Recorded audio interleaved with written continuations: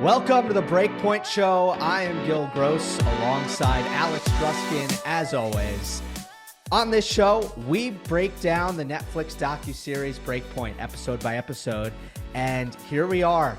It's been a long road, Grusky. Episode 10, Season 1. It is the end of the 2022 episodes of Breakpoint.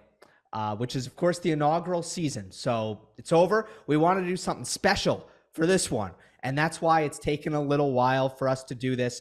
So we just brought on the showrunner. That's all. Kari Lia was kind enough to join us on this show. We're going to talk about episode 10 for a little while. And then we will, we're going to go to the interview and then we're going to talk about episode 10, right? That's what we talked about in the production meeting, Gruskin. Let's have you sell this interview. All right. You have any sales experience?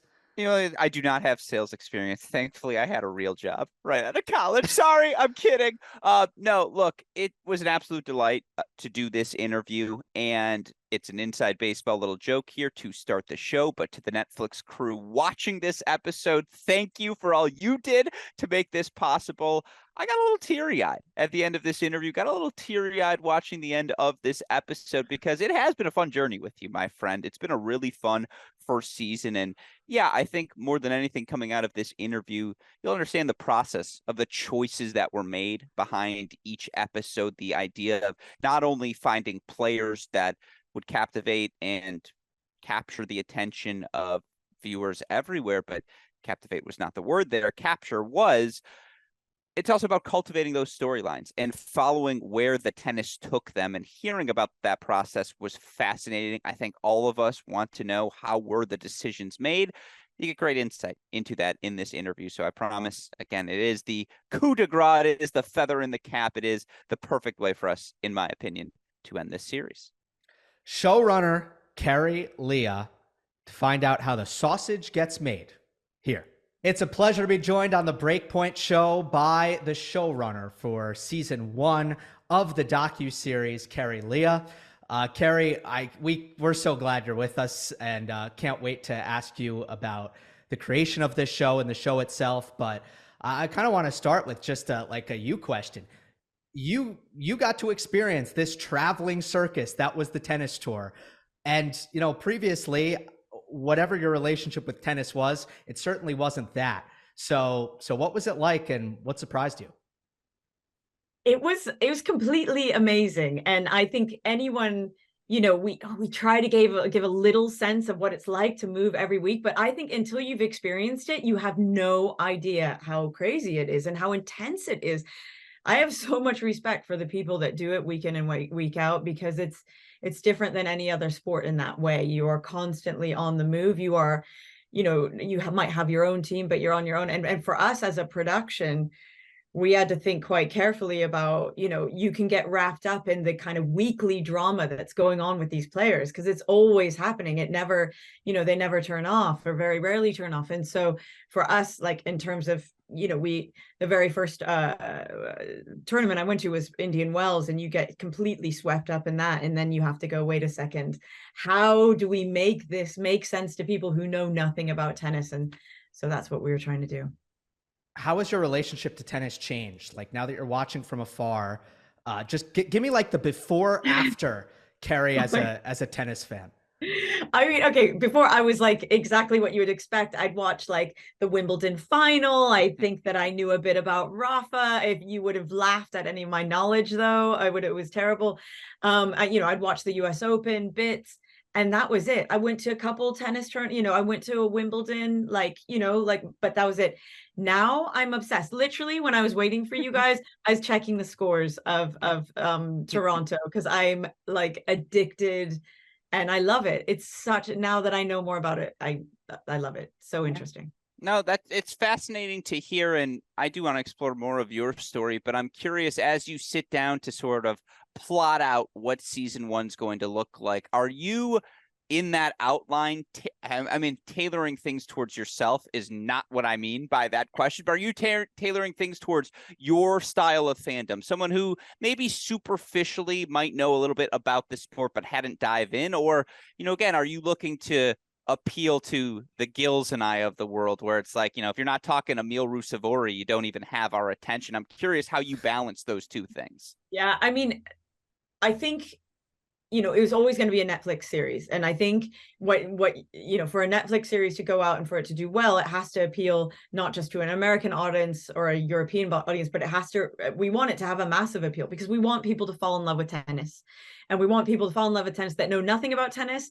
And then we hope, and I think you see this as the series progresses, but you will see things that you would never normally see in normal, tennis broadcasting, as, the access got better and we had more time and all of that stuff happened as the tournaments went on. But, I think ultimately you want it to be the kind of series that everyone falls in love with. And so I think there was a little bit of, having to introduce people that know nothing about tennis. Formula One's different. You just go, anyone that knows about Formula One would hate me saying this, but ultimately you go around in circles, right? Tennis is a different game. It has a different sport. So there's a certain amount of introducing the sport to people who don't know anything about it that might be frustrating if you know a bit more about it. But once you get past that, then you can have some fun. Yeah, no, it's fascinating. And, again, to see how you guys explored those little details, even basic things like love 15 as opposed to 1-0, and being like, look, it was a math thing. They're weird. Like, you guys just let's move past it. This is the vernacular they use.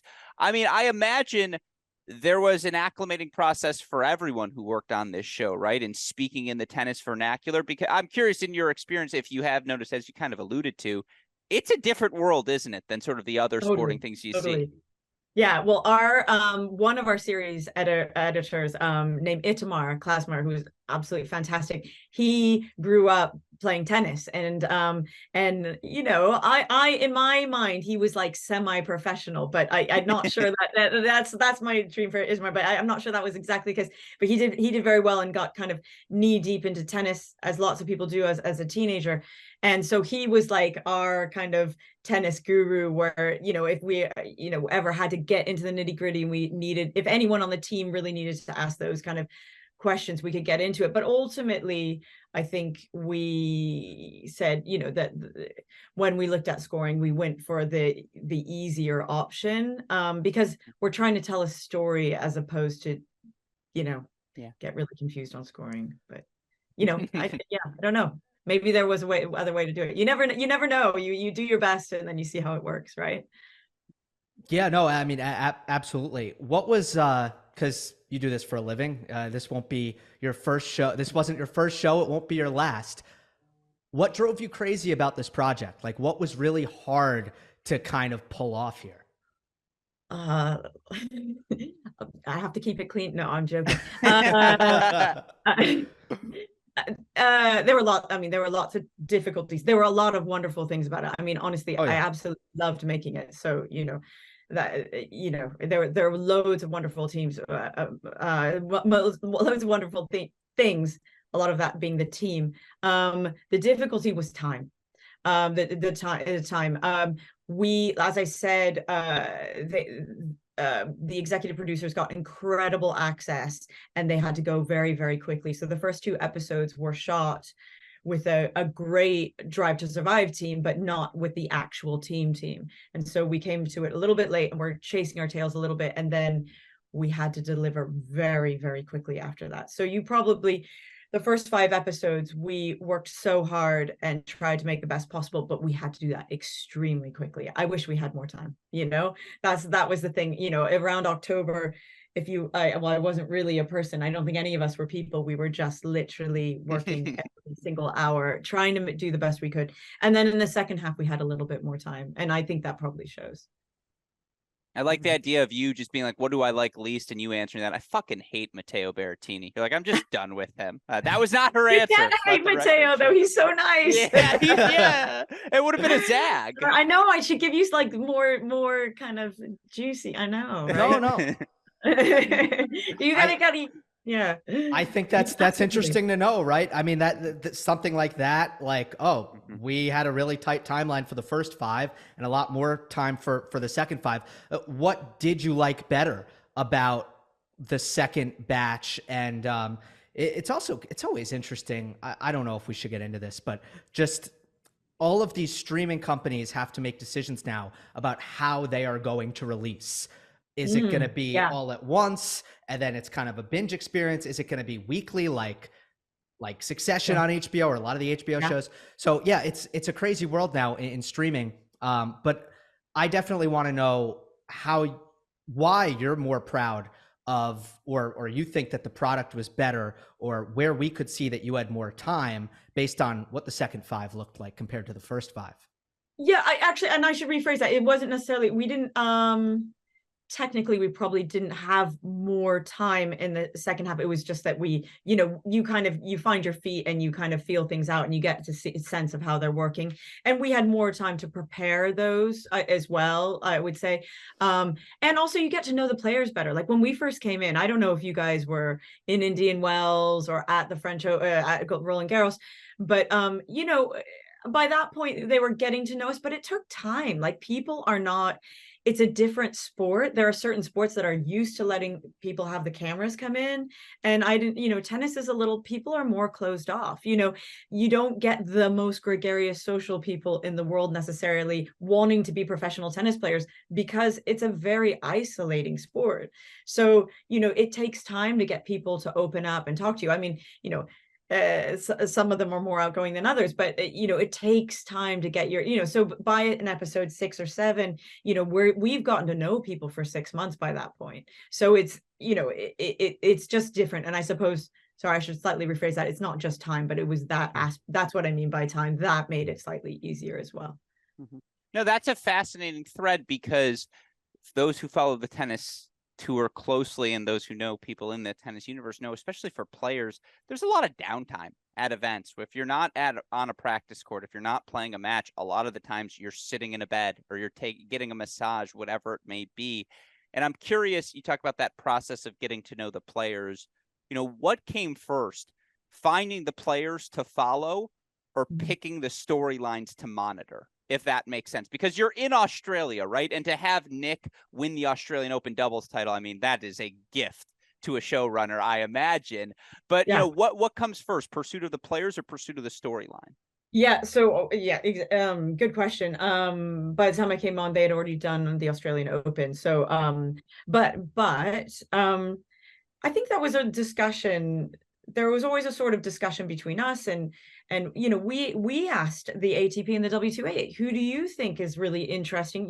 Who would you say? We asked around, just asked advice from people. What do you think? And obviously you can look at rankings, but rankings are very precarious, as like that's not necessarily the best way to pick up, what's going to happen. No one knows, especially in the WTA, in women's tennis, no one knew last year what's going to happen, right?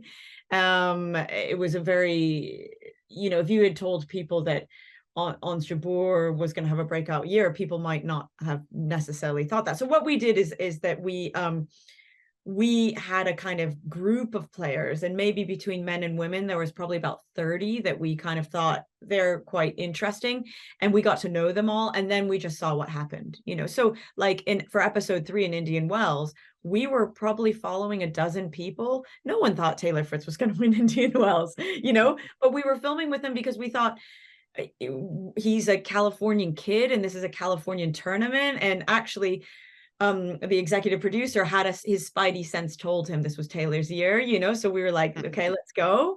But you don't know, it's just a hunch. And so got to be good friends with quite a few people, and then we just saw what happened. No, I feel like, again, right now, present event, I don't know how well this is aged, the Mega Millions or the lottery here in the United States is 2.1 billion. It's going to be a record. I feel like I would still rather hit the lottery by having Ayla Tomljanovic beat Serena and then invest in her early in the episode, because that is the ultimate gift to keep on giving. But no, I mean, again, I joked around.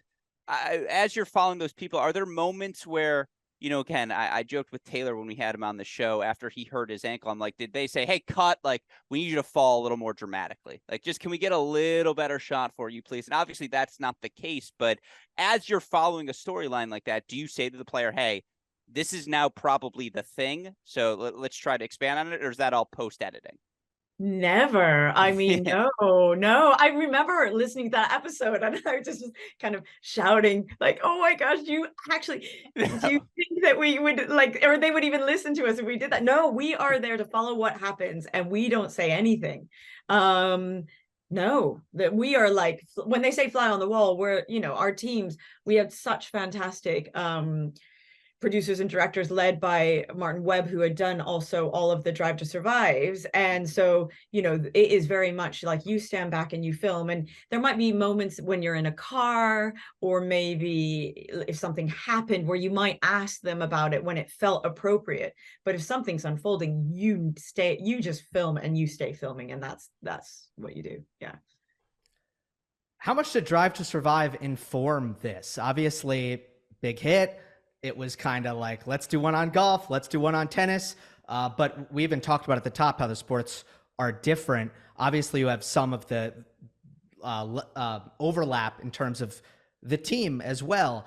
But how much can you actually look to Drive to Survive and be like, this is what we're trying to do and this is the model, versus let's create something completely different?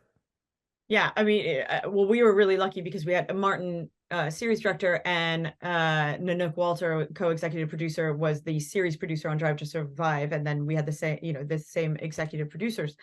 So there was some follow through with that. But I think from the very beginning, we decided we wanted it to be totally different than that. Obviously, Drive to Survive is fantastic with that adrenaline and that feeling of being in there and that kind of, but tennis is so different. There is no way. We never felt like we could make it like Drive to Survive. It's very different. The way people interact with each other is different. The sport is different. And actually, we felt like there was something much more intimate in that kind of gladiatorial feel when you have two people that are actually looking each other in the eye and facing each other. And it was such a mental game, and that was what we really wanted to get across, is like, actually, the best 50 players in the world on any given day, you don't necessarily know who's going to beat who, but actually, a lot of that comes down to the mental resilience, and the best players in the world have that. And that was the message that we really wanted to get across. But, you can also learn that as well. And, or you can grow into that. So, yeah. Yeah, very different personalities. I wonder if you sometimes wish that tennis players had, for lack of a better phrasing, just more balls to speak their mind, because they are very careful, right? They don't want to upset people. You have two drivers on the same F1 team, and they're going at each other wearing the same uniform.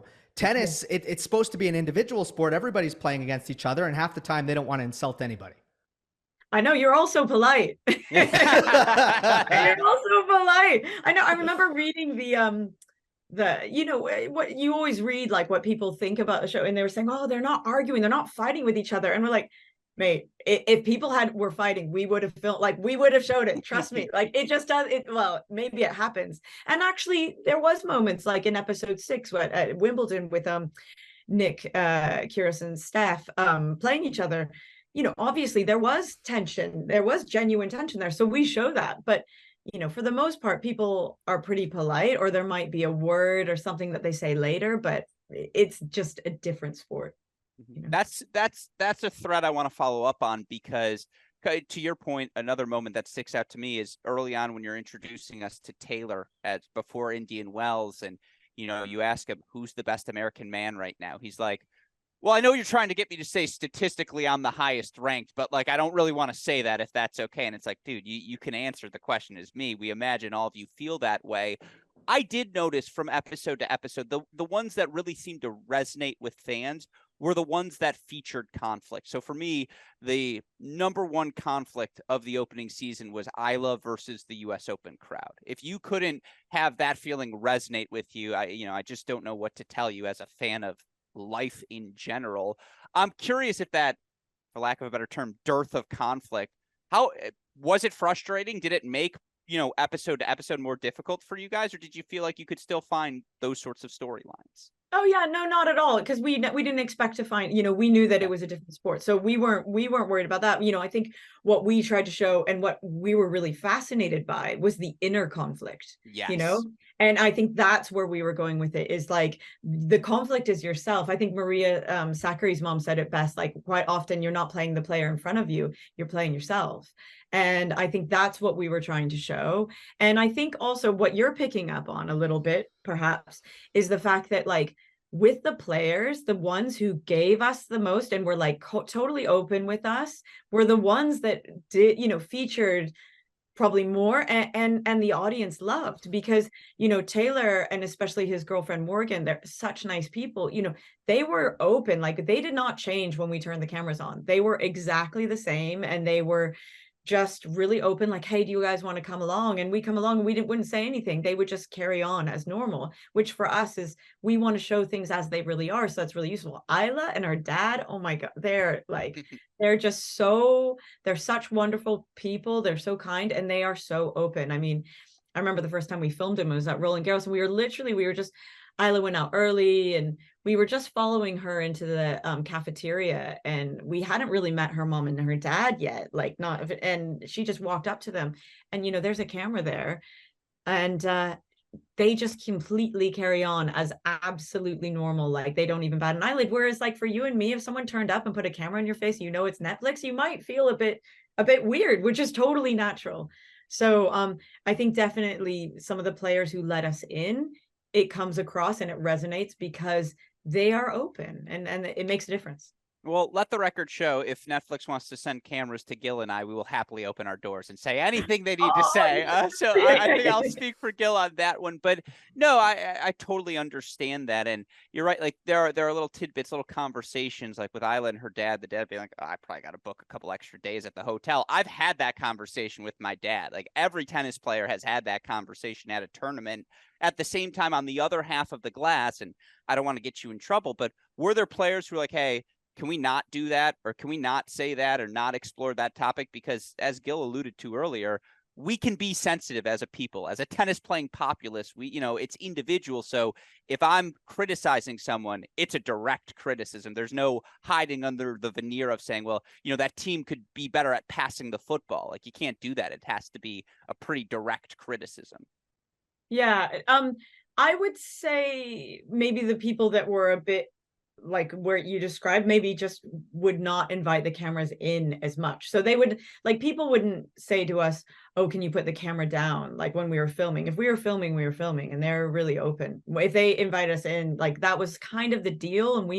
And a lot of my job was talking to the agents and talking with the players and kind of saying, look, like if we're there kind of win or lose, and that's the whole point. And a lot of the players really wanted us to show what it was like when you lost. It was really important. Like with Paula Badosa, for example, she really wanted us to know about those conversations that go on about the fragility of playing day to day. And so maybe the instances that we had were actually people just not letting the cameras in more, but if they let them in, then they were pretty open. Yeah.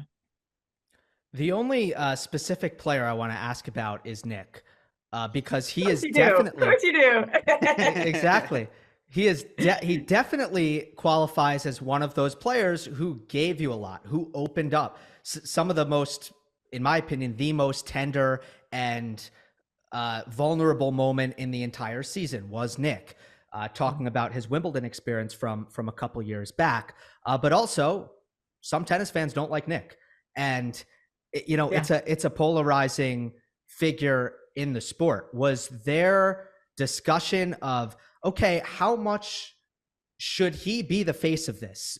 Because there are downsides to that and upsides to that. Yeah. Netflix was pretty, we make the films, and then there's another, but slightly above my pay grade, people that kind of have these discussions about which film becomes episode 1 or that kind of thing, and how that's placed. So I would say our job was to make Nick, like everyone has an opinion about Nick, right? Like everyone, and even on our team, like not and I would say the people who filmed with him and met him personally, like really had a camaraderie with him. But, there were, people in the editing team that, stayed in the edit that might have felt that it was tricky. And what I would always say to the team is like, look, we need to show him as we saw him, like show him the way that he came across to us and the team, and let the audience make up their own mind. Like, I found it interesting that people felt so positive about him from episode 6, because we were just really trying to show him the way he was and the way that he came across. Like, we weren't hiding anything. And so, some people might love him from watching that, and some people might hate him, but that wasn't our job to make you love or hate him. That was really important to us. He's a complicated dude. Yeah. And I think that's the most important kind of thing, to unpack the layers of him. So I certainly enjoyed his inclusion, and I'm glad that he was in there, and I think it served the show well. Let me knock down the what is it? The third wall? Did I hit Gruskin? I don't know. Yeah, it's very tender to knock down that fourth wall, Gill. Which, by the way, was a great word troll. Yeah, I think. It's I said third, so yeah. I lowballed. You're not at the fourth wall. I'll break down the fourth for us. Don't worry. We're gonna do the fourth wall thing. Yeah. You actually DM'd Cracked Racquets, and that's how this relationship started, and that's why we're talking right now, which is amazing. We were so happy about that. But it also means that you listen to our show. We listen to you listen to us kind of break down episode by episode. Yeah. I got to now give you the floor. I mean, responses to anything that you remember or sticks out to you, or kind of what you kind of took away from listening to our breakdowns. Yeah, our whole team, I think, listen to your shows, especially in those January dark days where we were still carrying on with the second half of the series, and you guys were looking at the first 5, and we really enjoyed them, and we thought we loved your enthusiasm for the series. And there were so many things that you thought about or questioned, which were things that we also thought about and questioned, and so we thought that was great. I think the only thing that, and to be fair, I didn't listen to the whole episode, but I think you brought someone on who might have made like one documentary before, and his kind of documentary, he made another drama. Oh yeah, Billions. And drama and documentary is totally different. And even if you've made a documentary before, trying to make this kind of documentary is totally different. And I think he was sort of saying, oh, why didn't you have more conflict? And you just think, mate, if we knew where, like, you don't know who's going to win, you don't know who's going to lose, you have no idea. There's 128 players times 2, so you're trying to figure that out. And I think that felt like a little I don't want to sit on the negatives, because that was a little bit like that you were kind of yelling and thinking, oh dear, that it's so different making a drama than it is making this kind of documentary that's extremely fast-paced, extremely fast turnaround. It's just it's like comparing tennis with football. I mean, it's just totally different, right? So but other than that, we loved your shows and thought they were fascinating, and thought about some of the insights. And it's great. It's like we spent every single day of our lives trying to make this series great, and for you guys to have watched the shows and engage with them, for us, was really fascinating. No, appreciate you saying that. I would have also taken 2 very handsome men, like great eyebrows. That was probably also the reaction at some point. But I am curious, because again, to break down the fourth wall, or whatever wall Gill is focused on in the moment, one thing we talked about in our episodes that I wanted to ask you about is the difficulty in allocating time to show tennis itself. And what I mean by that is, that's something we talked about a lot. A good point in tennis takes 45 seconds. You guys only have 45 minutes for an episode, or whatever it may be. You have to be economical in your choices. How difficult was that balance? How difficult is it to broadcast tennis, to feature the tennis itself in each episode? Yeah, that was a real challenge. And actually, we would do the first cut of a game, and it would be like 10 to 15 minutes, and that was massively cut down. And then we had to decide what the key moments were, and then it was really about the story. So yeah, tennis it's very long, and we had these, we had to crunch, you only have, some of the films were actually 40 minutes. So probably, when we had to take out, we had to kind of crunch that down. Tennis was like, tennis probably took a bit of the hit, but I think that was because for us, we were trying to tell a story, and we felt like if you want to go back and you want to watch the game, like everybody knows where they are, like you can go back and watch them, but actually the key is the key story points, you know, and those key, what's really going on mentally for that player. But you know, I understand that. I mean, we would have loved to have showed the games for much longer. No, I think we understood that on our end as well. Is look, more than anything. So, for instance, I think we talked about this on one of our shows, Gill and I. You would watch the highlights from a match, and you'd be like, "Wait, I want to go to YouTube and see if there's extended tennis highlights because now I'm intrigued by the storyline. Now I want to remember, see if I know this match as it's depicted." And you know, again, I think showing those storylines has to have been the ultimate decision for you. And this is a little moment, you know, again, this is a throwaway question, but I'm just curious because talk about a transcendent moment for the sport. Were you in Tunisia for the reception of Ons Jabeur following making a slam final? Because to see that stadium, to see that theater packed, just that's a moment for tennis. And I think, you know, again, why this show is so encouraging for people like Gill and I who have made this sport our lives is it does provide a platform for players that may not otherwise have it to catapult them to that next level of stardom. I'm curious if you felt that at all in the Ons experience, if you were there at that theater for the reception, because it was a standout moment. Yeah, that moment was totally incredible. So our shooting director Aoife Carey and our producer Killian were there, and our sound man, and they, you know, they'd been shooting Wimbledon, you know, for so everyone's pretty exhausted, especially Ons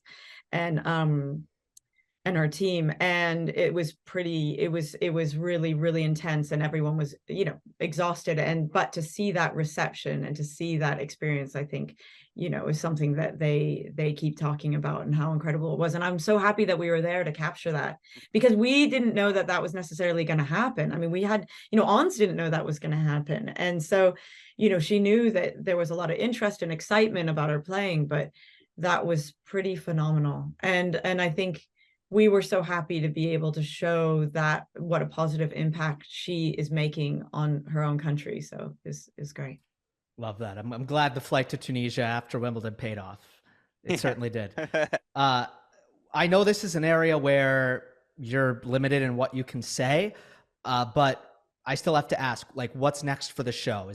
What can you say about the next season and kind of how it's going to be created and all of that?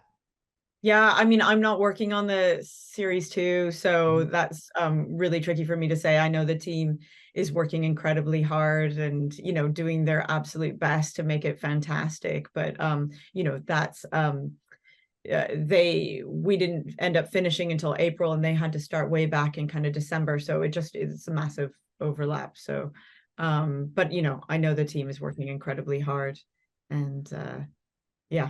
And not getting to watch as much tennis for pleasure as they might like. Filming it all the time. Yeah, you have it the best, but we definitely hope that you kind of rejoin, and that's interesting to hear about a timeline like that. Is there anything you're working on now that you want to plug that we should keep our eye on? Yeah, there's lots of really exciting things, but probably nothing I can talk about just yet. But oh no. Okay. But yeah, no, I mean, you know, the team that made it are fantastic, and you know, we just I had to drop you a little message to say, you know, to let you know that we were listening, because we were having a little giggle. We're like, do you think when they're recording these they realize like our whole team is listening? And we were, and we loved it. So thank you. Well, appreciate you saying that. Let me ask one more, because there's a Yeah, lot go of footage. Again, massage rooms, meals, and all these funky practices. Was there a list of bloopers where you're like, hey, players, we would like to show all these moments, but we like, is this cool with you? Like, for instance, you know, sometimes you play butts up where you're doing a hitting competition, someone smacking serves at a coach or whatever it may be, and just like that in. Yeah, that's true. That was included. Yeah. No, put that in. I mean, like, no. I think if there were bloopers, yeah, we would have, you know, we weren't afraid to show anything like that. So, but even like something like Taylor saying who's the best player in the world, you know, we asked Iga, we kept it in the questions you know, we didn't mind showing the questions not going the, you know, we thought it actually showed their personality. Like Iga, when we ask her, what tournaments have you won this year? And she goes, like she doesn't want to actually have to. Yeah. It's very eager because she doesn't want to show off. She's not a show off. She's like a really, incredibly hardworking, wonderful girl. And, that we thought that her sighing said more about her personality than, because otherwise you might just think, oh, we don't need to put that in. But actually her being a bit bored by the question was funny. She gave a dissertation. She's like, here's my thesis for why I'm world number one. It's because I won this tournament, then this tournament, then this tournament. So in conclusion, I'm the best. And you're just like, yeah, that's an EGA answer for you. No, it was very well done. Oh, thanks. Well, Kari, we appreciate you staying up late for us in London, and we'll stay in touch. This has been a pleasure. Definitely. Thanks so much, guys. You take care. Yeah, thank you. Bye. All right, back, just the two of us, how it started and how it will end as we wrap up season 1 of Breakpoint. But that was great with Kari. That was kind of our addition to be on the show. Do you think we'll make it? I hope so. I think we looked the part. I wish I didn't look so animated, but that's the life, the road life for you. Every so often, hotel internet isn't going to cooperate. I like that. We're ending with just the two of us. I mean, your YouTube following's pretty big, so I don't want to get you in copyright trouble and nail my perfect impression of that song. But yeah, that was a blast just because to have the showrunner. I mean, is that what we dreamed about when we talked about doing this series? And so can't thank her enough for taking the time to join the show. And, again, hopefully we'll continue to have opportunities like that in the future for all of you viewers so you can get a look behind the glass, see how all the decisions are made. Yeah, it turns out making TV is a lot different than watching TV. Yeah, that's so true. You realize it. I'm coming again on the road life. I'm in the Tennis Channel studio, and yeah, you see how the sausage is made, and you're just like, oh yeah. The quote for me, and then we can get into episode 10. And perhaps this is a good transition. Is just the thing we have talked about, a prevailing theme in all 10 episodes is how do you properly portray the actual tennis as it unfolds, and does the tennis itself have to be a central character, central theme in a show like this? And again, what I really loved about our conversation is how clear the answer to that question is no, how it has to be personality driven, how you have to, again, conflict will only emerge if a character within the show allows it. And yeah, I just feel like I have a better grasp of, oh, that's why you made that choice. It makes sense. Yeah, all right. Let's start on character driven because this was Arena Sabalenka heavy. We are at the year-end championships. I was looking forward to this part of the year, actually, or the portrayal of these events, because they're unique, obviously, when it comes to only the top 8 are there, and they do a lot of interesting kind of media and press events and photo shoots beforehand. They get all glammed up, which is how the episode started. But I kind of want to start with Arena herself, because I thought she was one of the best characters in season 1. Like, she has a brutal honesty about her and a compelling story that included a lot of adversity that I think was the main hook of this episode. It's fascinating because the episode's called One Last Chance, and that obviously ties into the Arena Sabalenka story. She did not start her 2022, not to get too Tennessee, but she did not start it in the proper way. There was a moment where the gap between her, in terms of how many double faults she hit, and the second place person on the WTA Tour was as big as the gap between the second place person and the 38th place person. That's no bueno. That's going to fuck with your head. Sorry, first curse slipped out. That's going to happen here today. I'm a little fatigued. I think One Last Chance is actually, and I mean this in the most positive sense, a good episode title for the show in general. It's the season finale. You need to hook people back in and say, why will I watch this show moving forward in the future? And to go full circle here, I think Sabalenka is a character for exactly why you do that, because you just see the entire roller coaster of a season, as low as it can get, why you have to continue to persist. If you do persist, the rewards that sit at the end of the finish line, all of that was captured within the first 10 minutes of meeting Sabalenka. And the thing I really enjoy is it felt she was particularly, I mean, every character was, but she was particularly open in talking through her struggles, not just on the court, but how her the impact of maybe some struggles she was having off the court immediately leaked into her tennis as well. It just encaptured a little bit of everything we saw this series within one storyline. Yeah. She was more open, I think, than most. I don't think we need to mince words there. She was, there was, first of all, a scene where she, we talked with Kari about the cameras and how, the players, most of them were able to carry about their business and not change their behavior. Remember when Sabalenka started like weeping and she looked at the camera and she's like, now everybody is going to see me fucking losing it. And it was kind of a moment where she was making fun of being on camera. But also it showed just how hard this year has been for her. And yeah, she talks about the war in a way that I just thought she was a little bit more comfortable discussing the topic in this Netflix setting versus maybe with the press. And I mean, I thought we got some really good vulnerability. She said that she just has really felt bad as a Belarusian, that her coach said that there's a lot of pressure or a lot of, I guess, feeling that you can't talk about it and you can't say anything, which is something that's definitely been discussed. So that was great. To that, not to get too political, and we're going to get back to that quote because that's the best quote of the episode, and we'll talk about it in a second. But it is important to note that even this season, 2023, as Sabalenka has emerged as a Grand Slam champion and a prospect for world number one, if not the best player of the season, certainly top two.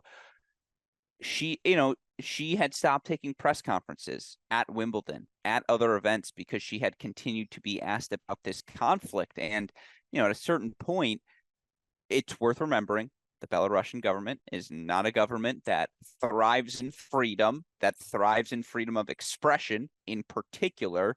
And so she is straddling a line. It's a stark reminder of what that line actually looks like. You hear about it and you think you understand it, but then you see not only her address it, you mentioned the key point there. To see someone so close in her inner circle, in her coach, have to address, no, you guys don't understand what Arena's been going through. Let me elaborate more. It's the piece of context that the next time this happens, you tweet the clip from Netflix and you say, God, this is the context to remember. And of course, you always hope for the most for these athletes. You'd love a world where they can all step out and speak freely, speak openly. It's a stark reminder that sadly, that is not the case around the world. And through all of that is what Sabalenka is competing in. Is this the most journalism, this moment, that the show did? Absolutely. I think so. Great framing. Great framing. There were other stories that were kind of larger than tennis stories that were addressed, right? For example, like the show starts Jabeur or Djokovic not being able to play the Australian Open, right? Where it's like, we're going to kind of go to it, but we're going to address it, not really dive in. And this was a dive in on a difficult topic. Yeah, absolutely. I would say Nick, obviously facing the assault charges that he did, I thought they were able to do a little journalism in that because Nick was able to speak perhaps a little bit more freely than he was at the time with the press. That really? I feel like a little bit. My recollection is they just took a news clip that says he's been charged, and then that was it. That was the thing.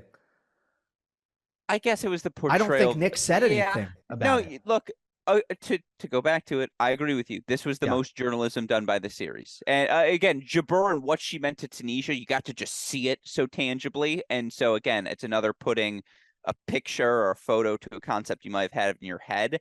Yes, this was the best journalism we saw. It was also pretty easy to explain Sabalenka's tennis. I mean, double faults or something. It was. I mean, you come on and it's like she boom. She hits the crap out of the ball. And by the way, the auditory experience of Sabalenka also communicates that effectively. And then you have Paul Annacone come on and he's like, sometimes she goes off the rails and plays really, really badly, right? Yeah. And that was perfect. That's not a direct quote, but it's basically, I was kind of waiting for when's the butt gonna come? And then they had Paul Anacone do the butt, and it was great. And also, double faults are really easy for everybody to understand. It was very simple. Whereas, like, I don't know, pace to the forehand, when you jam her right hip, she misses that return. sure, Yeah, or you like, can't really show that. Hubert Hurkacz doesn't accelerate on his forehand. Like, they're not going to do that. But like, double faults are very easy. So I think the whole tennis aspect of Sabalenka also worked really well. Yeah, couldn't agree with you more. It is an auditory experience. That's the best way of putting it. You know, again, not just the sound of the ball coming off the racket, but the accompanying roar that she unleashes every time. You see the tiger tattoo. They double down on that. They portrayed, and again, hopefully there's Sabalenka involvement in season 2 or season 3, whatever they're calling it, because, you know, she goes from that tour finals to winning freaking Australia. It's like there is more meat on the bone here, and Sabalenka provides it on the court. She provides it off the court as well. Yeah, I agree with you, but also just because she's good at this. Like, she was just well, she really like good. Smiles at the camera. She poses as she's stretching with like the 2 fingers, and she doubles down. She embraces it. I think that's the best thing. Yeah. I do think what you come off with here, and I like to think we're both like this as well, so it resonates. Aryna Sabalenka is unequivocally herself. Like, there's nothing fake. It's, look, I'm out there. I'm blasting away. I'm loud. I'm happy about it. This is who I am. Deal with it. And it's fascinating that those sorts of people can often rub others the wrong way. And Sabalenka is the best version of that, where it's like, no, but she's in on the joke too. Like, you have to understand, she completely understands it can go off the rails, and sometimes she struggles to deal with it. The tennis aspect of this was basically, she kept losing to Iga all year, and Aryna says this year, you know, Swiatek wins everything. It's really annoying. And then she exacts revenge on Swiatek before ultimately bowing out. I loved her quote. Well, I was going to say, I like that she goes, look, I know I need to beat Iga. Like, that's who I have to beat. She did embrace that aspect of things, is like, and I love that she goes, and I think I can be good enough to do it. And it's just like, I love those little tidbits. Yeah. There was some stuff in this that was very psychic of her. It's not psychic, right? I mean, everybody wants to win next year, but we'll get into those moments. Let's go to the men. But she sells it. You're right. She actually sells it. Yes. Yeah. She believes it, and in that moment, she didn't necessarily have reason to believe it. Okay. Yes. Let's go to Taylor Fritz. This was an example, I think, of there wasn't much there. There wasn't much to run with. And you have to, like, here's the thing. You can't say that, okay, like, we're not going to do we're going to ignore the men in episode 10 because nothing really compelling happened. But it felt like, it felt like a bit of a reach to me, the Fritz storyline. Not that it was a bad storyline, but I do think it pales in comparison to a lot of the other things we've seen gone down in the story. Let me just summarize before you get into it, and then you can agree with me or disagree with me. Please. A lot of it, the tennis aspect of it, is Taylor is tired of kind of people discrediting his win over Rafa because Rafa injured his rib. And he just wants to prove, and he got into the finals because Alcaraz got hurt. He just wants to prove here that win over Nadal at Indian Wells, which was featured in the docu-series very prominently, that win was no coincidence, and he was going to back it up, and he does. So that's kind of, I mean, I guess there's more to the Taylor Turin story, but that's the main part of it. And I just think there are some aspects of that feel like a bit of a reach. I don't know if they needed to show the men's finals. I get why they did. That's my source of disagreement. Is, you're right. It was a fun final note to wrap up the storyline, like, hey, it is a career season for Taylor Fritz. Let's keep that perspective in mind. This is what that career season looked like. I do think it was hilarious to watch how different it is. You know, again, those opening ceremonies for the guys and the women. The guys just are like, I'll throw on a suit, whatever. Like, yeah, I'll show up. Yeah, I'll brush the hair a little bit. And, again, Taylor, the hair is always parted perfectly. The women doubled down and enjoyed it. Again, it's not often that they have that opportunity to dress up in front of one another and double down and embrace the photography of it all and, glam it up. And it just looked like the women were having more fun. I don't know how, like, that would be my takeaway in what I saw in the dichotomy between the two. And maybe it's because the women's group is a little bit younger right now and they haven't all experienced it to the degree that the guys on the men's side have. Rafa, Djokovic, what do they care about the ceremony? It's another suit in another city at another night. I liked that contrast. Like, maybe it was because it was in Fort Worth, the rodeo of it all, but that was the takeaway to me, is like, it just looked like the women were having more fun.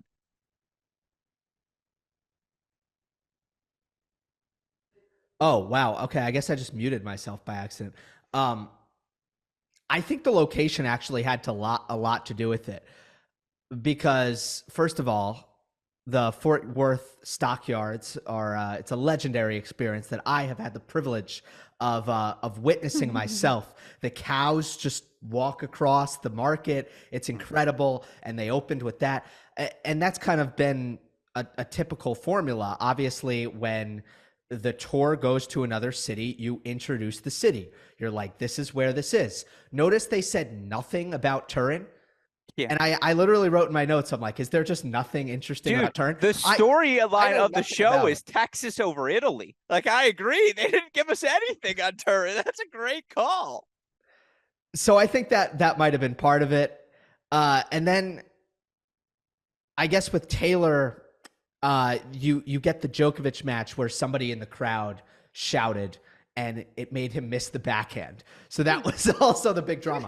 But I was thinking with the Nadal win, I was like, do we want to, and look, I'm not saying they should have said this, but I'm going to say that I was thinking it.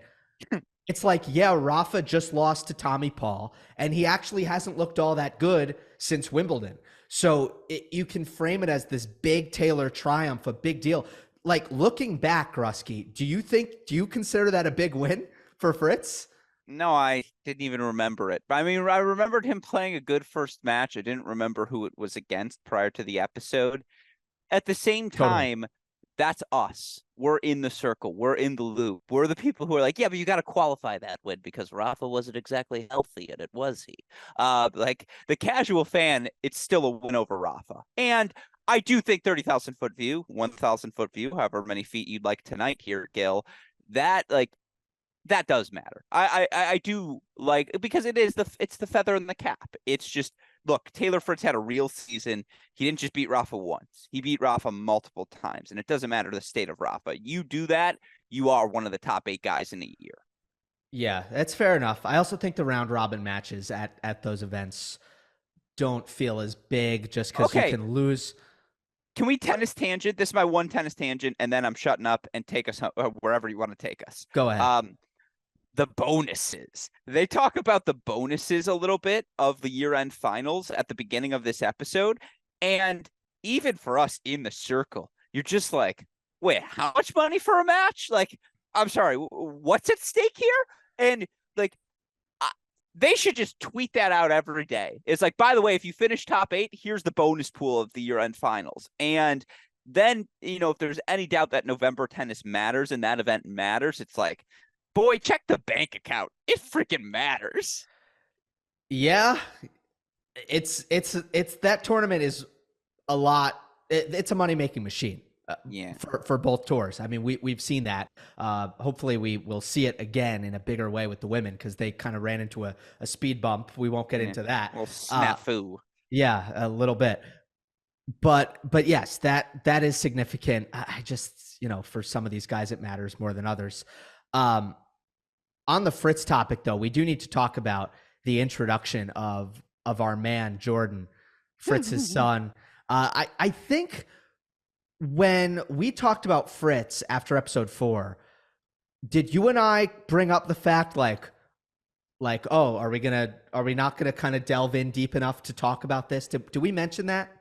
I think we did. I think I did. truth be told, because it's a that sounds like an Alex thing, not to address myself in third person, but when we do our pre-production meetings, that sounds like something I'd be like, should we talk about this? Yeah, like it's just worth noting with how modern science is. We don't talk, people don't talk about this enough. Is Jordan to Taylor, Bronny to LeBron? Like, are they going to play some doubles together? Because age-wise, it really could happen. And boy, would that be cool if it does. True. There's that awesome scene in the car. Yeah. Where Jordan knows the capital of Georgia, the country, which is awesome. Do you think Taylor knows the capital of Georgia, the state? No, I don't. I don't think I think Taylor wouldn't even. I really hope like that was the geography lesson that day, and Jordan was in class and he's like, God, I'm gonna get my dad so badly with this. No. Like, I'm gonna crush him. I don't think that's it. Like, I just think he's a genius. I think Fritz's son is a genius. No, I mean, it checks out. It was a great video. It was delightful. So, look, was that a storyline that needed 20 minutes and that it completely changed everything? No, but I think it just adds layers to Taylor Fritz, the person. And 100%. I'm just really glad we kind of saw that part of him introduced. Yeah. And maybe it goes back to, remember Kari said, like, some guys just got more comfortable with us as we went through the year. And this might have been the fruits of that. 100%. It just is, again, what the purpose of including Fritz in this episode was, there were some things to address. And I think they did a great job of you're right. You got the complete look at Fritz the person now as well, beyond just Fritz the player and Fritz the adversity of hurting his, foot and his ankle at Indian Wells. Now you got to see just all aspects of Taylor Fritz, what 2022 was like for him. And it did a great job. It was a personal documentary for him. Not too shabby. Yeah, absolutely. This episode ends with a nice montage of many of the players we have come to enjoy and get connected to over the course of these 10 episodes. It goes to Nick, though, and Nick goes, who knows? I'll just put a massive question mark on 2023. Yeah, it was. That's so good one-liner. Like today, today he withdrew from the U.S. Open. By the way, yeah, he's played what, like 2 matches, one match. Yeah, that's Wu Yibing. Big question mark. Again, it's pure Nick. It was the moment they got that, they're like, cut it. They're like, that's the final clip. We found it. No, I like the final montage. That's the final Nick clip. No. That's what I meant. Is that's our last look at Nick. That's where we got to end it with him. Let's go to the final clip. I believe. At least it's my last bullet point in my notes. So that could be misleading. But Sabalenka goes, next season, it's my year, guys. Yeah, it was. I mean, it would have been funny if you have Fritz going, I think I'm going to finish 11th. Like, I thought I exceeded a little too fast. Yeah, it was wonderful. Maybe this is where I'll offer my final thoughts. As a tennis player, you have to be a little bit crazy because it's just you out there. And yes, they've introduced coaching, but ultimately you're the one making every choice. You're the one who's got to slug it out, often 2.5 hours, blistering sun, rain, bearing down on you. And every so often, it just drives you nuts. Every so often, you're going to have the day, the serve's not clicking. I just can't land the forehand on the run cross court. The game's just not where I'm going to needs to be. And once every 1,000 times out there, you will just go fucking nuts. And for Aryna Sabalenka to be out there and say, now everyone sees me fucking losing it.